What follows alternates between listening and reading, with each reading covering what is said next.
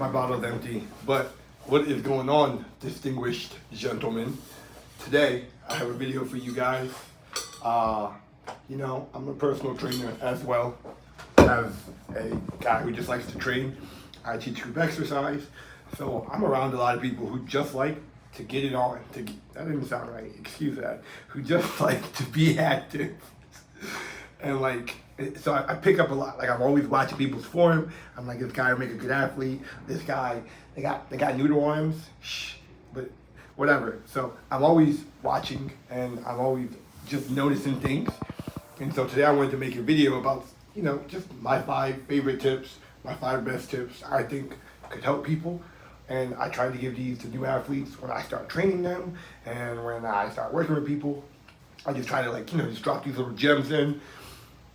So here we go, 5 tips. Number 1 is, got them written down because I can't remember, is don't get injured. I see so many people, and these aren't in any specific order, but don't get injured. Getting injured is probably the biggest bane of the gym's existence. Like, if you get injured, you're not here. You're probably not training, and if you're not training, that's time you could be training, but you're spent recovering from an injury. And so if you get injured, it hurts consistency, it hurts your efforts, and sometimes depending on the severity of the injury, you kind of have to sit out for a little longer, and so that kind of that can really affect your progress depending on where you're at in the game. And so do your best to not get injured, use good form, be smart about what you're doing, don't make unnecessary jumps in weight if they're not validated by your training, just that sort of thing. And even then, learn the difference between overconfidence and being actually being ready to move up. Because so many people are overconfident and they make such a small jump and they hurt themselves. Well, the weight probably wasn't the issue. If you jumped 5-10 pounds and just got an issue, the weight wasn't the issue. It was just the straw that broke the camel's back. Your issue was there was something along the lines that you had this issue and it wasn't fully expressed until the weight was heavy enough that it was like, I can no longer keep this mockery up. I'm injured. So don't get injured. It sets you out of the game and it really sucks. You have to redo all that stuff, yada yada. Tip number 2 is enjoy the time and the process in the gym. There's a time and there's a place for everything. There's a time and a place for cheat reps. There's a time and a place for half reps, maybe. There's a time and a place for using a little bit of drive to move the weight. There's a time for supplements. There's a time for specialization.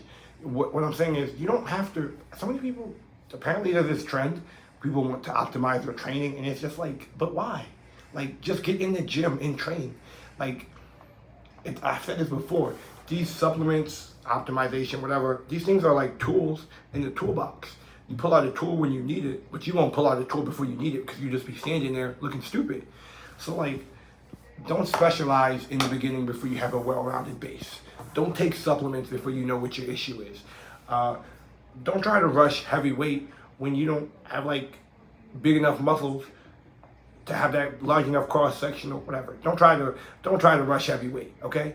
And know that sometimes you gotta lift heavy weight and sometimes you gotta lift lighter weight. There's a time and a process for everything in the gym. And if you rush it, more than likely something's gonna go wrong. This is a longevity game. The people who win are not the people who are in it for a short stint. It's not a sprint, it's a marathon.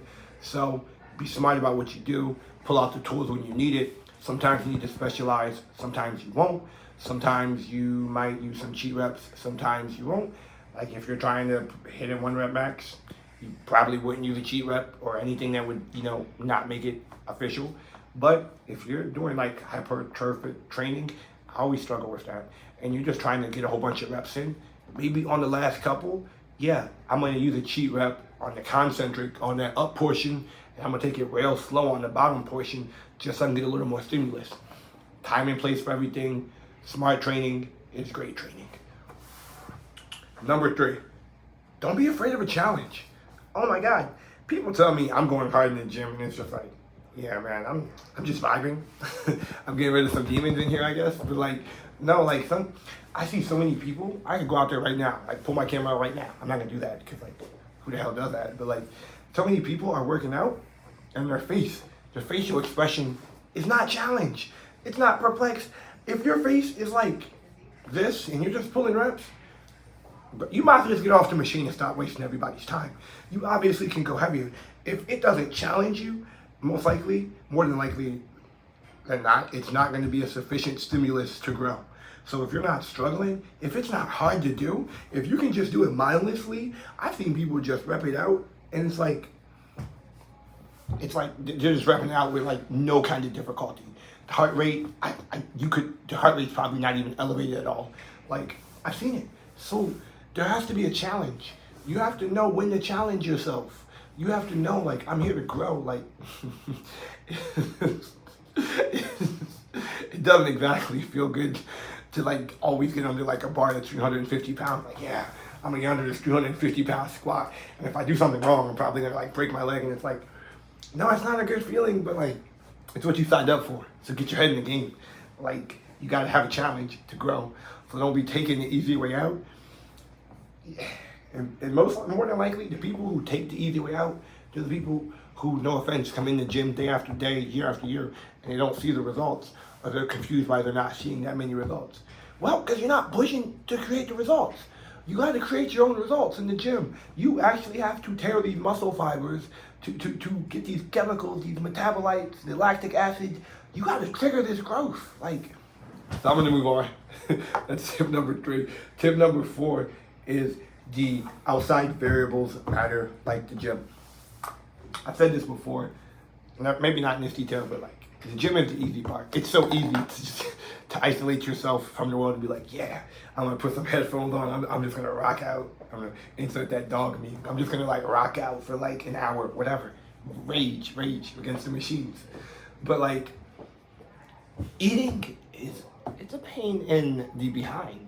Like, that's why it's called force feeding, okay? Like, sometimes like when you're getting that 4th or 3rd meal down, it's not pleasant, like, at all. It's not pleasant. But like, you do what you have to do because you signed up to do this. So if you got to eat some more calories to grow some more weight to meet your macros so you can lift heavier, you're gonna lift heavier, or you're gonna keep playing lightweight.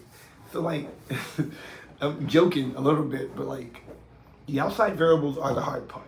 Getting sleep, we're all busy, we all have lives. Getting 7 to 8 hours of sleep is the minimum. We apparently, as weightlifters, as athletes, we should strive for better than that. So 7, 8 is the minimum. You need to be working on 9, maybe even 10 sometimes. Sleep is when your body recovers. Apparently it's when like HGH, a human growth hormone, is a little higher, it's elevated. So sleep is I knew this, but sleep is a very important process for recovery. So like, take care of yourself, take care of your diet, stay hydrated, and don't just hit your macros, hit your micros. They're called micronutrients too, because like they matter, not just like the macros, like they all matter. So number 4 is the outside variables. And lastly, number 5 is enjoy the process. If you hate doing this, you're not going to want to come. It's just really that simple. I don't know. I don't really see this so much, thank God, but like, I can't imagine coming somewhere that I hate and knowing I'm going to have to come here for the next 30, 40, 50 years. Like, you have to exercise. Like, that's a non-negotiable to live a good life. You have to practice having an elevated heart rate. Probably need some kind of strength training to retain muscle mass and bone density as you get older. So you have to do this. The question is how you do it, and that's up to you, how you go about it. Dealer's choice. But if you don't enjoy it, you're not gonna want to do it. So like, don't be on a strength training program if you don't like the feeling of like heavy weights, risking your life. Like, if you don't like lifting heavy, if you don't like that like, I don't even know, man, like that internal pressure from like holding your breath, like when the veins pop out. If you don't like these feelings, then don't sign yourself up for it. If you don't like endurance running, then don't buy endurance shoes and get on the treadmill and start running. Like the gym is like, it's like Build-A-Bear for your body. You really get to design what you do in here.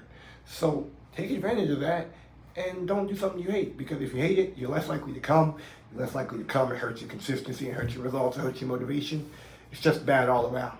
So, to recap, because we got a little off to the tangents in this video, but it's okay. Number 1 is don't get injured because it sets you out the game way too long. Number 2 is the time, there's a time, the process for everything.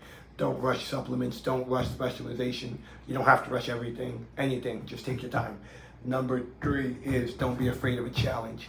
So many people I see do not often exert themselves to the result to get a level that they want. Like whatever. They don't exert themselves. We already went over this, folks. And then number 4, control the outside variables.